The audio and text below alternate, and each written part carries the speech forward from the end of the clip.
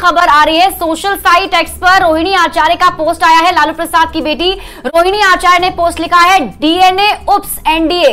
ये पोस्ट उनकी तरफ से किया गया है। इसके पहले भी आपको बता दें कि आज भी उन्होंने पहले पोस्ट किया था। इसने लिखा था कि जब तक सांस रहेगी सांप्रदायिक ताकतों से लड़ते रहेंगे। और अब ये नया पोस्ट लालू प्रसाद यादव की बेटी रोहिणी आचार्य का, जिसमें वो कह रही हैं डीएनए उप्स एनडीए।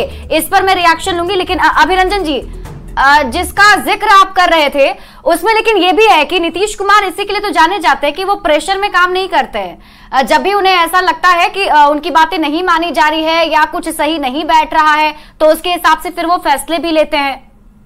और उनका कद इतना बड़ा है कि बीजेपी को भी सामने आकर के उनका स्वागत करना ही पड़ गया।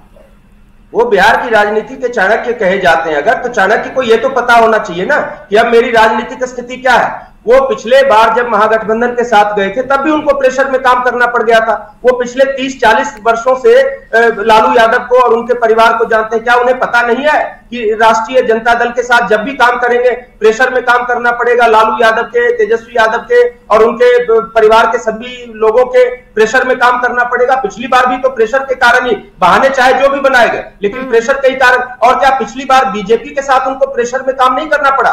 2020 के विधानसभा चुनाव के बाद आप जानती है कि बीजेपी के साथ उनको कितने प्रेशर में काम करना पड़ा। तो ये सारी चीजें नीतीश कुमार जानते हैं। और अब प्रेशर में क्या उनको काम नहीं करना पड़ेगा? उनके दोनों कंधों पर बीजेपी ने उन दो नेताओं को बिठा दिया है। अगर जो मीडिया रिपोर्ट्स अगर सही है कि अगर सम्राट चौधरी और विजय सिन्हा उप मुख्यमंत्री बनने वाले हैं तो अब तो भयंकर प्रेशर में नीतीश कुमार को काम करना पड़ेगा। सम्राट चौधरी वो नेता है जिन्होंने पगड़ी बांध रखी है नीतीश कुमार को उखाड़ के फेंकने के लिए, और विजय सिन्हा वो नेता है जिनके साथ आपने विधानसभा में लाइव जो है बहस और गुस्सेबाजी दोनों। बिल्कुल अभिरंजन जी, जिसका आप जिक्र कर रहे हैं उस पर एक रिएक्शन मनोज जी से भी ले लेते हैं। जैसा वो कह रहे हैं कि दो बड़े नेताओं को नीतीश कुमार के इर्द गिर्द डाल दिया गया है। तो पहले तो ये समझाइए कि इन दोनों का नाम जो फाइनल हुआ है इसके पीछे बीजेपी की क्या रणनीति है? बेसिकली देखिए, ऐसा है कि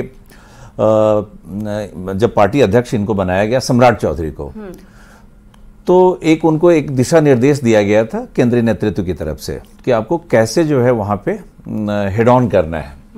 और इस बार साफ साफ उनको बताया गया था कि आपको एकदम नीतीश कुमार से हेड ऑन करना है, भिड़ना है। भूल जाइए। तभी तो भाई सारे दरवाजे बंद हो गए वाली बात सामने आई। अब वो व्यक्ति जो है पगड़ी बांध लेता है। और विधानसभा में बड़ा इंटरेस्टिंग वाक्य है। नीतीश कुमार ने उनसे पूछा कि भाई सम्राट जी, आप तो पगड़ी नहीं बांधते थे, आपने पगड़ी क्यों बांधी हुई है? तो उन्होंने कहा कि भाई जब तक आप मुख्यमंत्री बने रहेंगे मैं ये पगड़ी जो है अब नहीं उतारूंगा। तब जाके नीतीश कुमार को पता चला, मुख्यमंत्री को।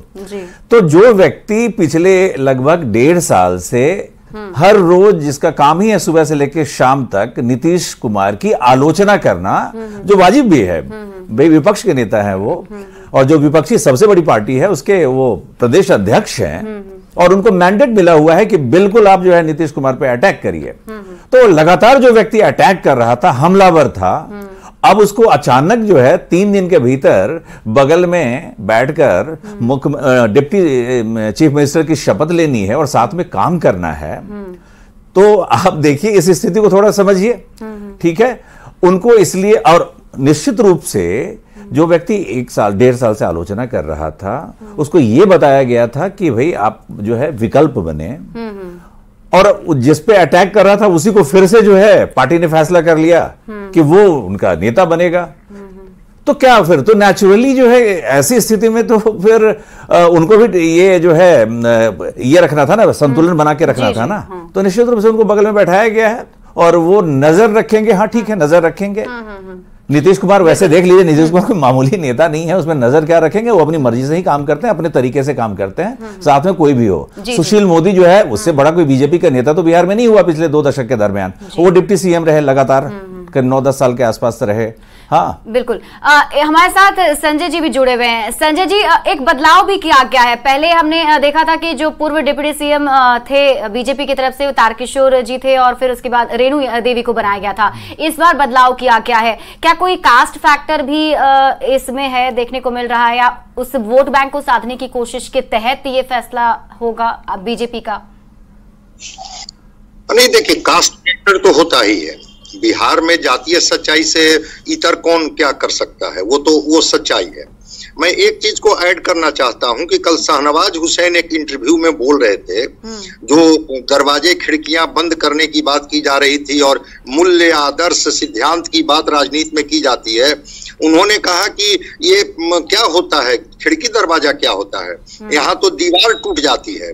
और उन्होंने तो बर्लिन की दीवार का जिक्र कर दिया कि देखिए जर्मनी का जो बीच बर्लिन की दीवार थी, जब वो टूट सकती है तो राजनीतिक दीवार, राजनीतिक खिड़की और दरवाजे के बारे में क्या करते हैं। तो राजनीति में तर्क गढ़ लिए जाते हैं जब परिस्थितियां उनके अनुकूल होती है, प्रतिकूल होती है तो मूल्य सिद्धांत और ये इसकी बात करने लगते हैं। हाँ, एक कास्ट फैक्टर है और बीजेपी में एक प्रयोग चल रहा है कि जो नेता हैं पिछली पंक्ति में उनको पहले अगली पंक्ति में लाइए और जो अगली पंक्ति के नेता हैं उनको मार्गदर्शक मंडल में ले जाइए। और संगठन में भी ये बीजेपी प्रयोग कर रही है। तो बिल्कुल कास्ट फैक्टर है, एक अगड़ी से और एक पिछड़ी से अगर दो डिप्टी सीएम के बनाने की बात चल रही है और अगर ये शपथ ग्रहण करते हैं तो स्वाभाविक है दो कम्युनिटी के ये लोग रिफ्लेक्शन है। विजय सिन्हा अगड़ी जाति से आते हैं तो उसके रिफ्लेक्शन है, सम्राट चौधरी ओबीसी से आते हैं तो ये पिछड़ी जाति का रिफ्लेक्शन है। तो कास्ट कॉम्बिनेशन बनाना होगा। और इसमें 3-4 नाम और भी जोड़ देते हैं। हाँ। विजेंद्र यादव नाम से ही पता है, वो जेडीयू से मंत्री बनने जा रहे हैं, उनको शामिल किया गया है। श्रवण कुमार जेडीयू से होंगे, इनकी जाति मुझे नहीं पता। संतोष कुमार सुमन जो है वो तो मांझी साहब के बेटे हैं जी। और सुमित कुमार सिंह निर्दलीय हैं। तो बेसिकली क्या है कि अभी जो अलायंस में